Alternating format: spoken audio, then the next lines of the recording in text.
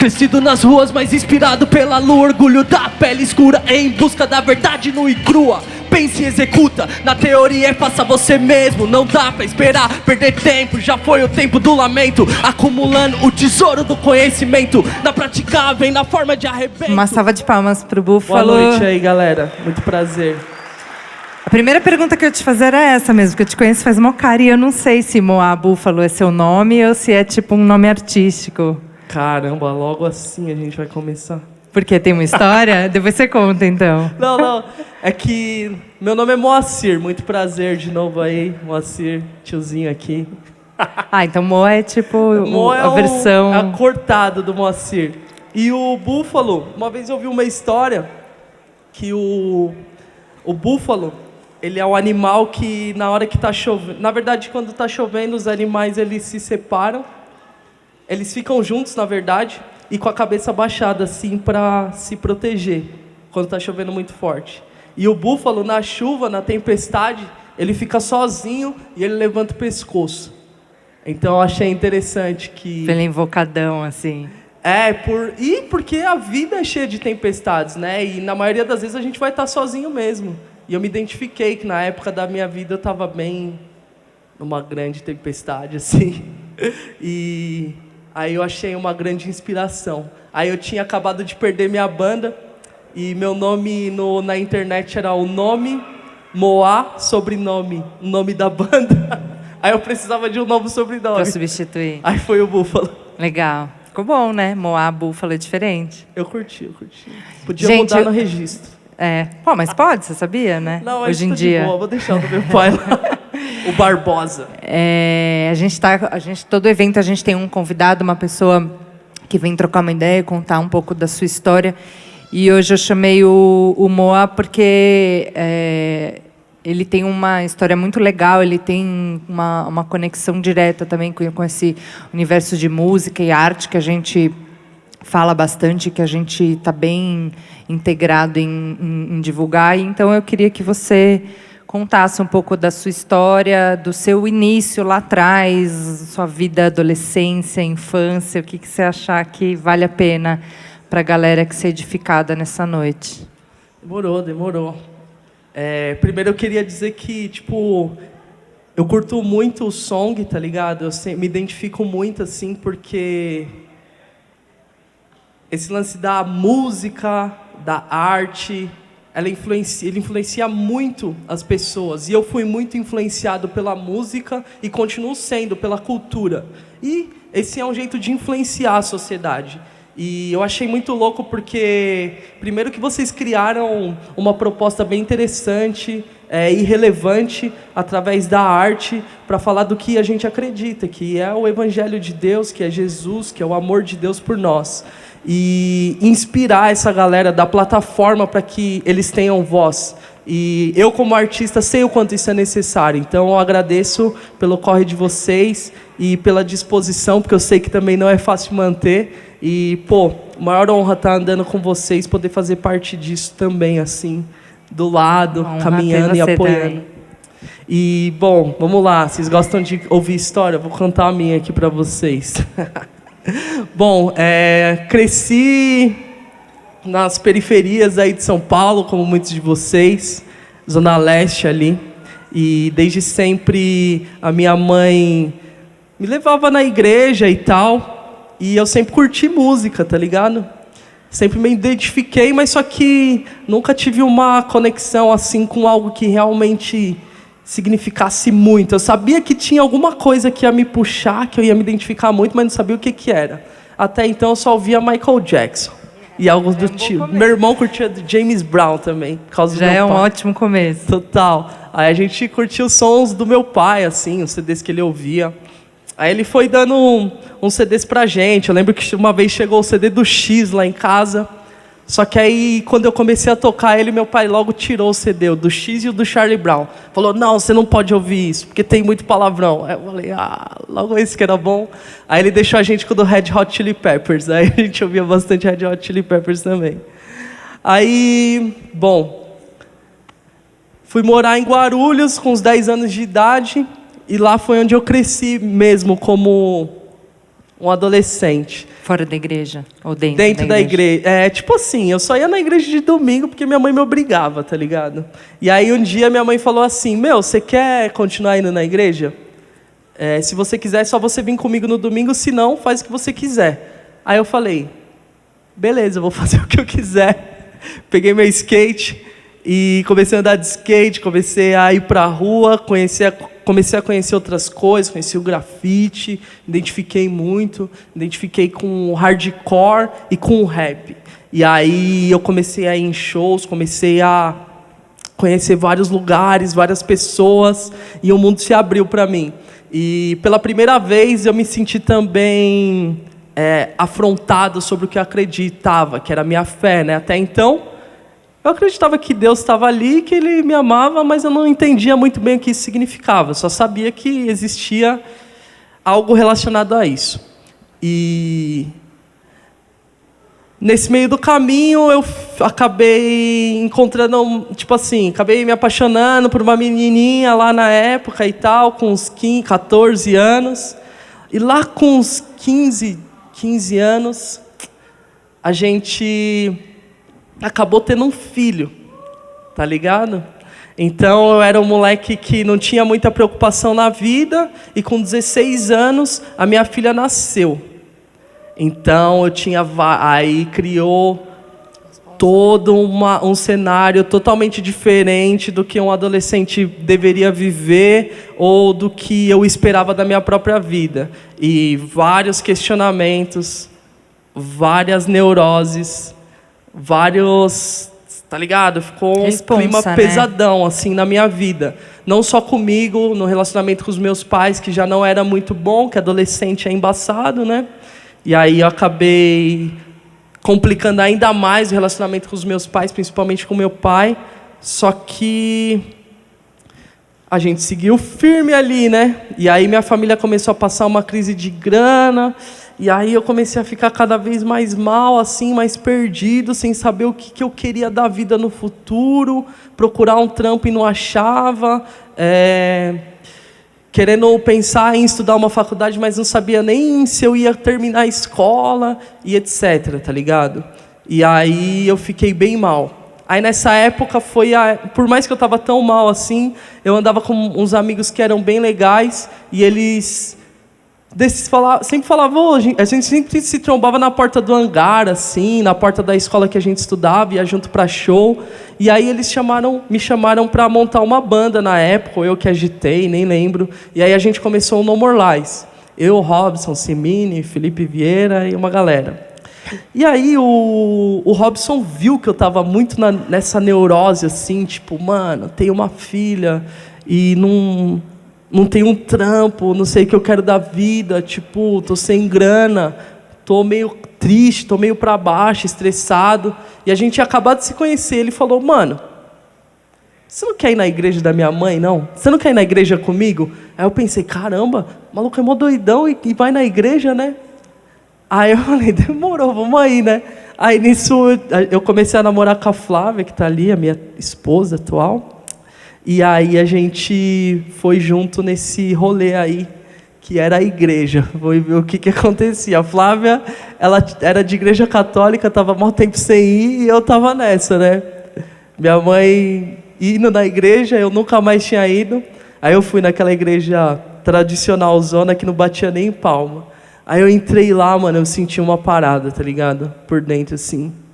É muito doido, porque eu acho que a experiência com Deus, ela é real, mano. Eu acho que é isso que diferencia do que as pessoas falando mal, ou falando algo que não tem muito a ver, do que realmente tá ligado?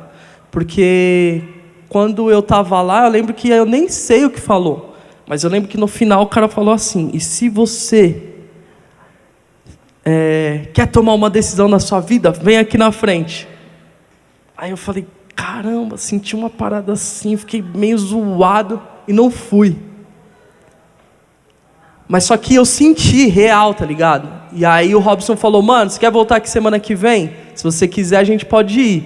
Aí eu falei, demorou. Aí eu e a Flávia voltou. Aí a gente ficou indo, mano, um bom tempo lá. E na segunda ou terceira vez que ele chamou lá na frente, aí eu fui. Lá na igreja tradicional zona, eu meio estranho, curtia uns rock pesado. Essas são as que pegam a gente, né? Louco isso.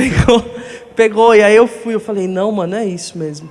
Aí a mãe do Robson, dona Elza, uma senhora, chegou em mim e falou, você quer começar um estudo bíblico? Aí eu falei, quero. E aí a gente começou o estudo bíblico. Eu não sabia nada de Bíblia direito, só sabia alguma coisa ali meio perdido. E aí comecei. E aí eu fui descobrir que o Robson, ele não ia à igreja. Ele estava afastado fazia mó tempão, mano. Ele foi só para te levar? Ele me levou e nessa ele ficou. E a gente ficou junto, tá ligado? Então, Deus usou ele do jeito que ele estava. E aí nisso a gente começou a ter esse desejo de querer saber mais sobre quem era Deus e se identificar com isso. E aí a gente começou a ouvir bandas a gente já ouvia bandas que falavam sobre isso, que nem Underoath, Emery, essas bandas assim, da cena post-hardcore dos anos 2010 ali, Vans Warped Tour, para quem curte.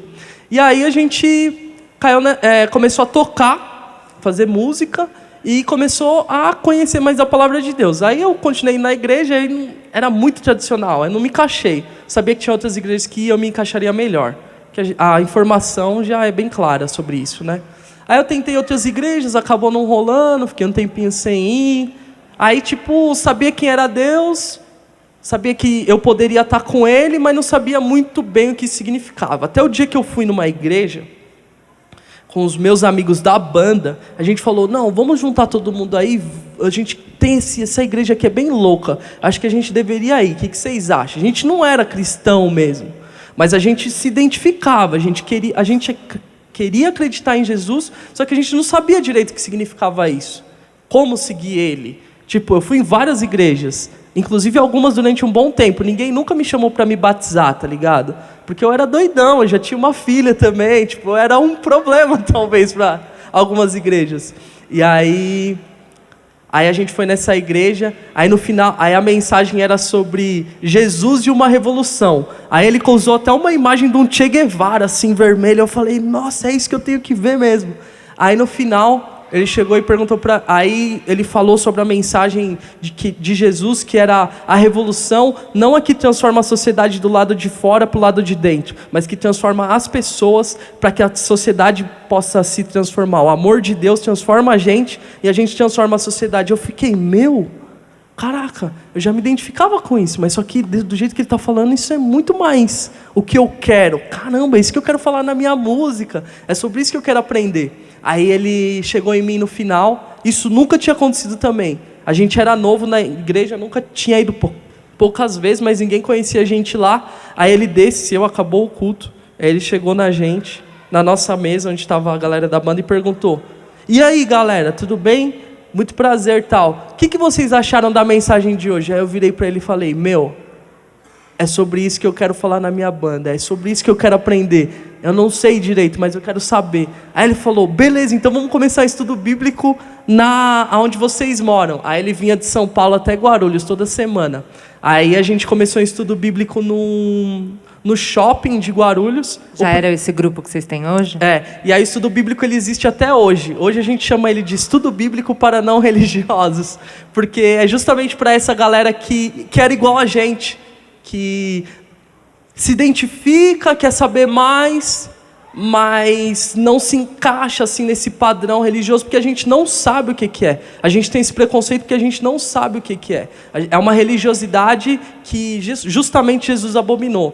Quem está de fora normalmente não sabe nada do que vive, né? Do que a gente passa aqui dentro. Então é justamente a experiência que faz você querer mais e mais, né? Total.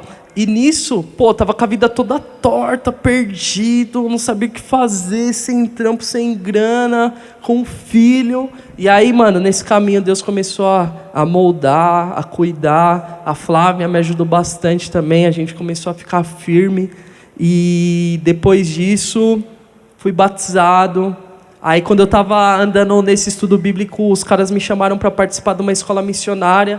Aí eu falei, mano, caramba, missionário, que palavra pesada, né? Sou só um roqueiro aqui, acabei de chegar na igreja. Aí eu fui, e a gente já falava sobre Jesus no palco, que a gente estava falando do estudo bíblico. Eu escrevi o primeiro EP do No More Lies quando a gente estava, tipo, perto do meu batismo, assim, era tipo 5 meses, 3 meses depois que eu comecei a ir. Aí o EP foi justamente só sobre o que a gente falava. E, mano, quando saiu, a galera se identificava muito, o nego chorava no show, e a gente falava. Aí eu tentava falar o que eu estava vivendo ali sobre Jesus também, do palco. E a galera começou a ir na igreja que eu ia, assim, e tipo, a parada começou a tomar uma outra proporção. E eu falei, meu, tem um propósito nisso, isso é real. Você começou a influenciar as pessoas, né? E aí eu comecei a me sentir mais completo, porque a minha música não era só pro meu ego, não era só por grana, não era só por fama. Era pela mesma coisa que estava me transformando, eu estava conseguindo influenciar as outras pessoas com isso. E, mano, isso começou a me falar, caraca, é isso que Deus é real, mano. Tipo, alguma coisa está acontecendo. E aí eu e os caras da banda começou a ficar cada vez mais firme, porque, mano, a gente era todo zoado. E aí a gente foi se transformando, se moldando. E aí chegou um momento em que ofereceram pra gente gravar um CD. E aí a gente falou, chegou o momento da banda, agora que vai dar tudo certo. A gente não esperava essa... era o momento que tava todo mundo esperando. Era o auge pra vocês. Aí rolou outro convite. A galera falou, uma galera chegou na gente e falou, a gente acha que vocês têm um trabalho muito interessante e a gente queria que vocês participassem de uma escola missionária fora do país, na Alemanha. Aí eu falei, mano, isso é impossível, velho. Aí eu falei, obrigado, tomara que Deus abençoe e isso aconteça. Eu não tinha grana, não tinha trampo e a minha banda estava lançando CD, então tipo, eu falei, da hora, muito louco, muito obrigado. Mas só que na minha cabeça eu tava, isso nunca vai acontecer, velho. E aí, a gente, tipo, o CD tava a galera liberou o estúdio pra gente gravar de graça. Era o estúdio da banda que a gente mais pirava na época.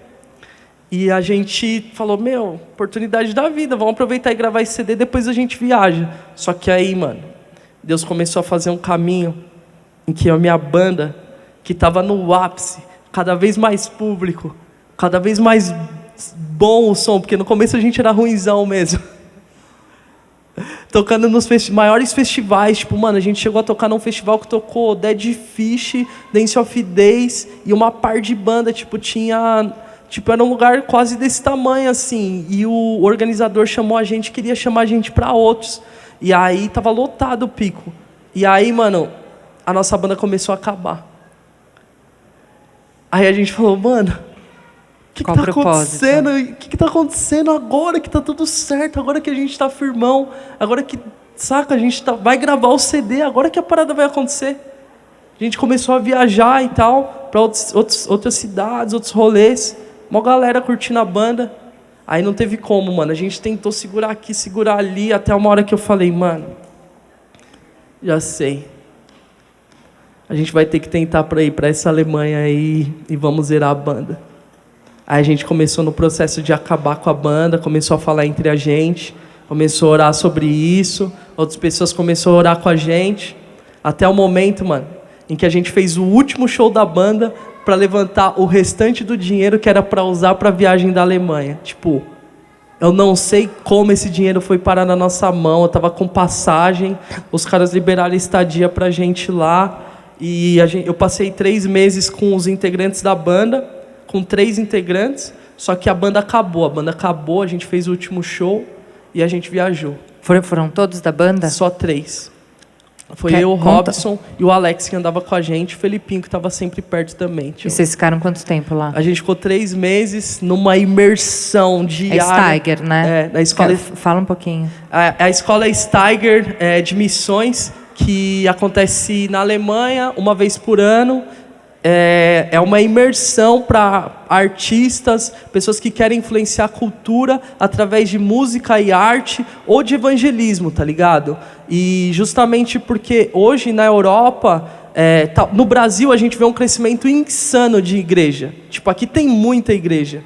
Tem uma rua lá perto da casa do Robson, em Guarulhos, que tem 10 igrejas numa rua só, tá ligado? E é contado mesmo nos dedos. Só que na Europa, as igrejas estão fechando. Você vê igreja histórica, tipo a igreja da Sé, que na verdade lá a cultura de igreja não é a mesma daqui católica. Lá a cultura é raiz protestante. Raiz protestante, porque o Martinho Lutero é alemão. A reforma protestante aconteceu lá. Tudo começou lá, né? Então você vê essas igrejas gigantes, elas são protestantes, igual a nós. Só que o problema é que hoje essas igrejas estão se tornando museu, pista de skate, pub, casa de show, porque não estão indo pessoas. Então eles estão vendendo prédio, o prédio está sendo desocupado, as igrejas estão ficando vazias. Isso na Europa toda. Tipo, o cristianismo na Europa está morrendo, tá ligado? E aí existe essa necessidade muito grande lá. O Steiger é uma organização missionária que começou em Amsterdã, com o David Pierce, que ele queria alcançar os punks e os anarquistas lá nos final dos anos 70, e ele começou com uma banda de punk rock, tá ligado? Lá naquela época. Hoje isso pra gente é normal, mas só que nos anos 70 era muito louco. E ele foi, se eu não me engano, a banda dele foi a primeira banda a tocar a primeira banda com integrantes americanos a tocar na cortina de ferro, na área da Rússia ali, logo depois que caiu a União Soviética. Então eles iam só para os lugares que justamente ninguém estava falando de Jesus, porque nesses lugares era proibido a religião por lei do Estado. Então eles foram levar através do punk rock o evangelho de Jesus, falando de forma clara e relevante para a cultura. Eles fazem, no show deles, eles tocam as músicas e eles fazem uma crucificação com muito sangue e efeitos especiais. E aí os punks, eles gostam muito. Ou geralmente eles... Depois que eles descobrem que na verdade é Jesus, né? Aí eu li no livro dele que ele fala que quando ele revela que é Jesus, tem umas pessoas que ficam chocadas, assim, umas que gostam, uns que tacam lata de cerveja. Tem duas reações, né? São dois extremos. Ou a galera ama e muda de vida, ou a galera cospe e taca cerveja.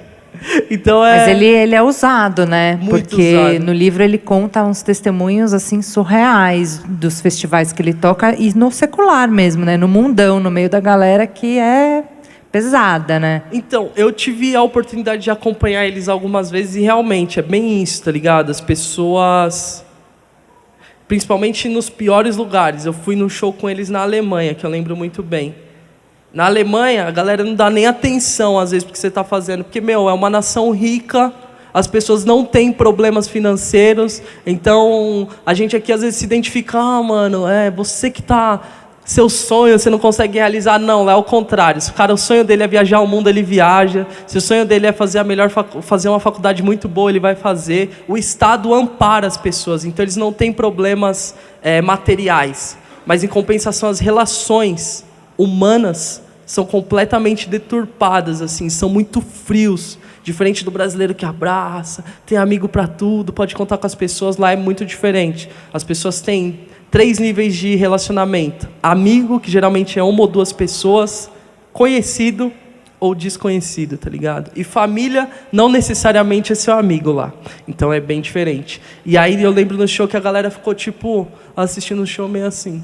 Aí quando chegou no final, aquela ressurreição de Deus com efeito especial e falando uma mensagem poderosa assim que tocou em mim, mesmo sendo cristão, a galera ficou tipo, da hora isso aí, legal, valeu.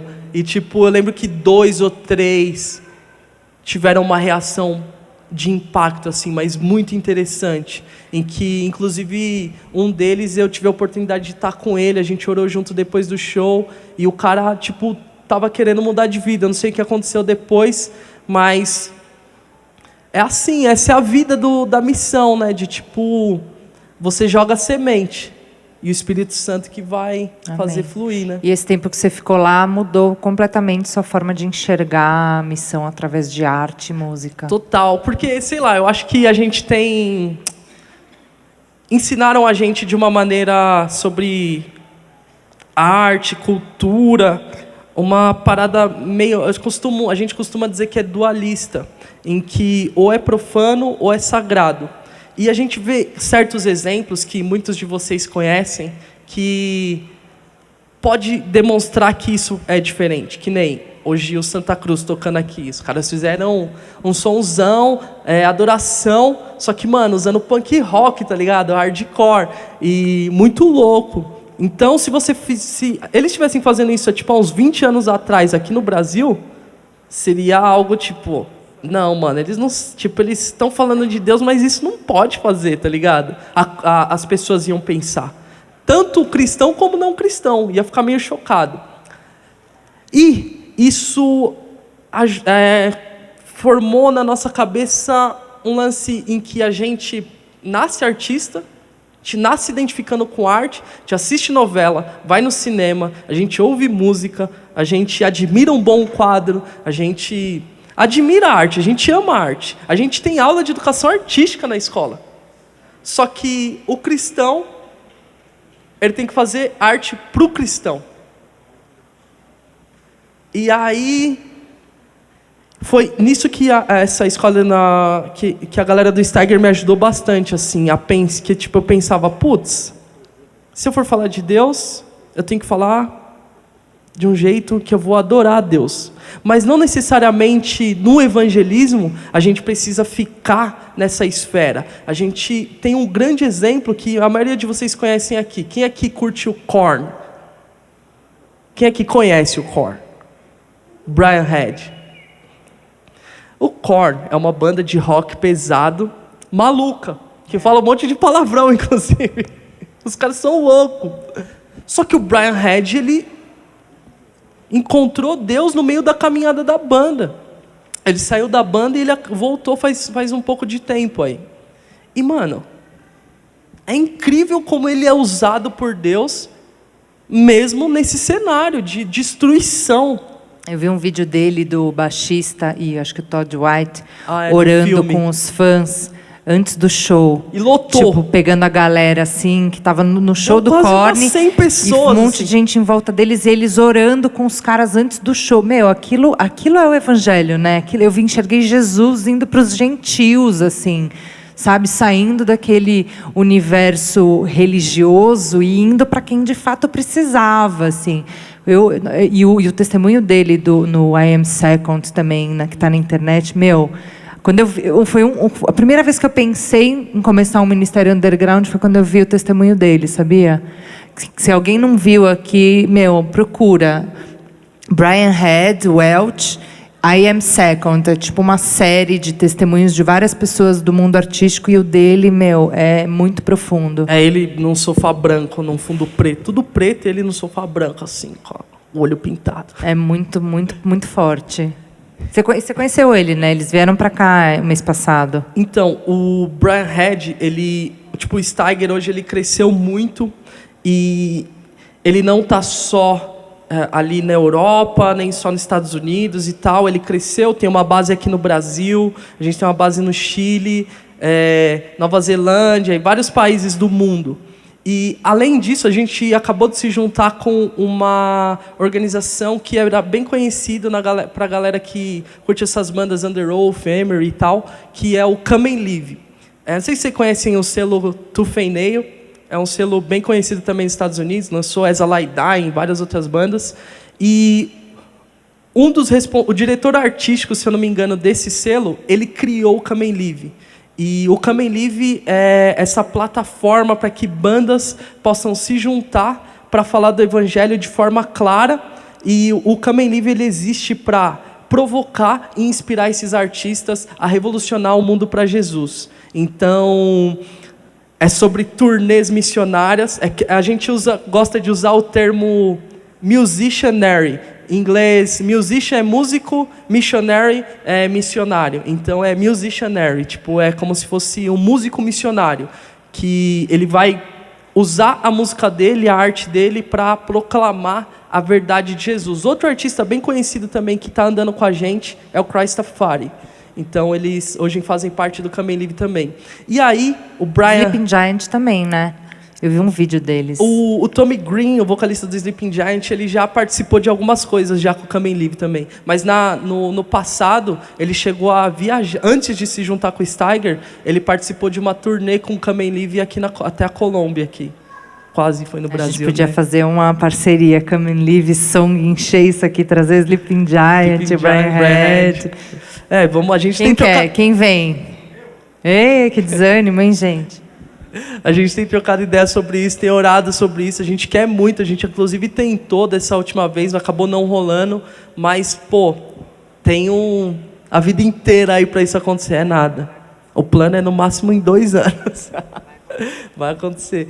E, aí o Brian Head, ele se identificou com essa visão, porque ele andava sozinho, andava só com a galera da igreja dele e as pessoas que estavam próximas dele. E aí ele entendeu que o Come and Live pode ser essa plataforma para ele não só comunicar a fé dele para os fãs, mas para ele encorajar outros artistas cristãos a fazer a mesma coisa que ele tem feito. Não só sendo artistas com bandas cristãs, mas às vezes, você se torna que nem eu me tornei cristão, eu estava dentro da banda. E nem por isso eu saí da banda. Eu consegui proclamar minha fé dentro da banda. O que o Brian Head faz eu estava com ele no show e aí ele me chamou para ajudar, né? Aqui em São Paulo, no show, o mês passado ou retrasado. Ele falou assim, ele deu para mim e para a galera do Come and Live, ele deu tipo uns 25 pulseiras. Aí ele falou, vocês vão ouvir quem Deus quer que vocês chamam. Não chamem qualquer um. Ele falou bem assim. Foi a primeira vez que alguém me pediu isso, assim. Sair no meio da multidão e pedir que Deus revele quem Deus queria trazer, tá ligado? E aí a gente sai na multidão. No meio do show do Korn, procurando pessoas. Foi antes de começar o show. A gente vai procurando pessoas, a gente começa a olhar aquele cenário maluco. Aqueles cabelos, aquelas maquiagens pesadonas assim, aquelas olheiras, aquelas pessoas, sei lá, meio bem dark assim. Tinha um cara até com chifre nesse show. E aí a gente começou a perguntar para as pessoas, falei, quem eu me sentia assim guiado. E aí a gente perguntava, você quer encontrar com o Brian Head? E aí muitos caras falavam, mano, eu tô suave, tô de boa. Eu falava, caramba, mano. O cara tá aqui, pagou mó caro, pagou com uns 200 conto pra assistir o show e não quer encontrar com o guitarrista, que doideira. Só que aí no final a gente conseguiu juntar as 25 pessoas e aí a gente se encontrou lá e, o que rolou foi surreal, assim. O cara foi muito, muito usado por Deus. Primeiro que quando ele chegou pra trocar ideia com a galera, ele não chegou perguntando, e aí, tudo bem com vocês? Como é que vocês estão? Da hora que vocês curtiram o show, como foi o show? Ele não perguntou essas coisas. Ele já chegou falando, é o seguinte, o Korn acabou com a minha vida. Vocês sabem, a gente só fala de destruição e a gente foi andando por esse caminho e eu acabei destruído. Só que eu encontrei a verdade. E ele começou a dar o testemunho dele. Eu fiquei pensando, caramba, eu não sou famoso, eu não sou roqueiro tão louco igual esse cara. Eu sou um cara mó de boa, minhas músicas falam sobre algo bom assim. E quando eu vou falar com a galera que curte meu som, que se identifica e você vê que quer saber mais, que às vezes está precisando de uma oração, está precisando que a gente ministre Deus na vida deles, a gente fica com o pé atrás, sabe? Pensando, caramba, não vou ofender esse cara. A gente não quer invadir, né? A gente quer respeitar o quadrado do outro. E o Brian Head nesse ambiente totalmente o oposto, a galera não esperava, os fãs dele não sabiam que ele ia fazer isso. Ele chegou com o pé na porta, assim. Eu falei, mano, isso é muito inspirador. Preciso parecer com esse cara nesse aspecto. E aí, o público, a galera que tava lá, mano, já começou a chorar na hora que ele estava falando sobre como a vida era dele e como ele foi transformado, assim. Ele orou com todo mundo depois do show, a gente orou também, pegou o contato da galera, tem trocado ideia por e-mail e, saca, eu acho que é isso que está faltando nos dias de hoje.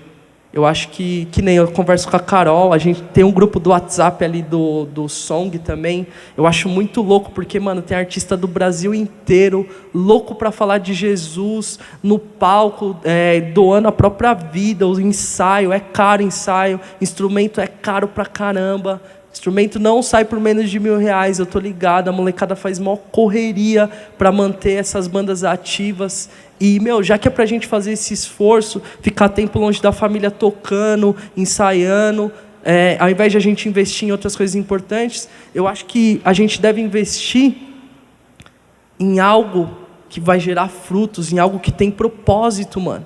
E eu acho que a gente manda muito bem musicalmente, mas eu acho que Deus está chamando, que Ele quer mais artistas que vão se arriscar, não só dentro da esfera em que Ele já está presente, mas tipo, mano, tá faltando banda que tem a mensagem que a gente tem tocando no Hangar 110.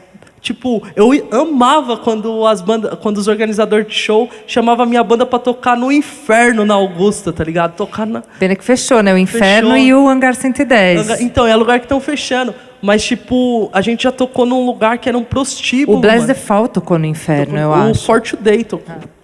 E... bandas cristãs vieram para o Brasil e tocaram nos lugares mais pesados que existem no rolê em São Paulo, lá na Augusta. E existem lugares mais sinistros do que esse, tá ligado? Esses aí estão só no nome, assim, mas é meio cool esses lugares, são bem da hora, porque eles estão ali na Augusta, tem uma aparelhagem legal, mas tem uns lugares feião, que é todo zoado, tem lugar longe de São Paulo, pô, a gente precisa de banda viajando o Brasil inteiro falando de Jesus, tá ligado? E, pô, o nosso desejo através do Come and Live, do Steiger, é apoiar essas bandas, tá ligado? A gente tem trabalhado para que esses artistas possam fazer isso de uma forma genuína e sem se corromper no mundão, tá ligado? E a gente faz isso através de oração, criando oportunidades de eventos, falando com igrejas longe, em lugares que são meio sinistros, para que elas possam descolar um pico para as bandas tocar e depois essa galera da igreja fazer a ponte com a galera que ouviu a mensagem num discipulado e etc. E acompanhar, né? Porque a gente só ir para o mundo pescar a galera e trazer para a igreja e aí as pessoas fazem o quê, né? Eu acho que a pessoa se sentir inclusa e parte de algo é essencial, né? Esse tem sido um grande desafio. Para a gente também. Tipo, isso é muito importante, mas só que a gente ainda está aprendendo. Tipo, no evangelismo, a gente já entende que a gente tem uma pegada legal, mas a gente também... Tem uma continuação, né? Não é só trazer. A gente tem que... Total. E aí a gente entende que nos dias de hoje, a gente ainda está muito para trás no que a gente deveria fazer em relação ao discipulado. Por isso, todos vocês, são chamados para a missão. Não adianta só evangelizar. É isso que eu ia falar, não são só os artistas, né? Não são só as pessoas que estão aqui. São as pessoas que vêm, são as pessoas que organizam, as pessoas que vão lá na balada evangelizar e panfletar e convidar. É uma máquina, né, de evangelismo. Total. É um negócio muito maior, né? Galera da porta, galera da mesa, galera que está ali, ó, sentado. Então, tem mó galera para poder fazer isso acontecer. Ó, os caras estão filmando aqui, isso é importante. Vai para a internet depois, seu testemunho. Salve, YouTube. Curte o canal aqui.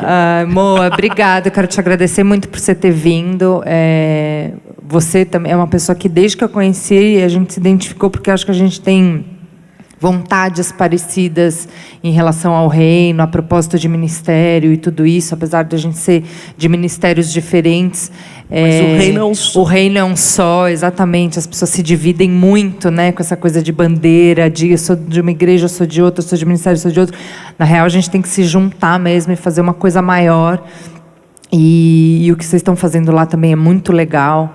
A gente quer estar sempre perto para isso e, quando puder, fazer coisa junto.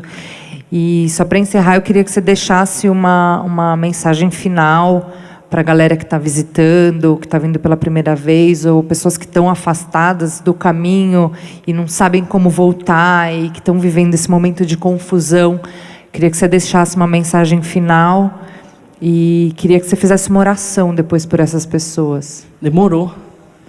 Sabe que gosto muito de orar, galera. Mas eu queria. Se quiser, ficar à vontade. Vou ficar em pé. Eu queria falar para vocês o seguinte: um dos meus versículos favoritos ali na Bíblia está em Coríntios, fala assim, ó. O reino de Deus não é só sobre palavras, que a Bíblia, né? Bíblia são palavras. Jesus falou palavras. Mas o reino do Senhor não é só sobre palavras, mas é sobre poder, tá ligado? E Deus, Ele não quer se revelar pra gente só através da Bíblia, só através dos nossos amigos, só através de um louvor, só através da gente ir na igreja no domingo. Ele quer se revelar através do poder do Espírito Santo na nossa vida também, mano. Então eu tenho certeza que Ele quer usar pessoas que estão aqui essa noite, que ainda não estão envolvidas em algo, ou que estão envolvidas em algo, mas sabe que o que você está envolvido tem um potencial para Deus usar muito mais, tá ligado? E a única forma da gente alcançar isso é entregando na mão dEle.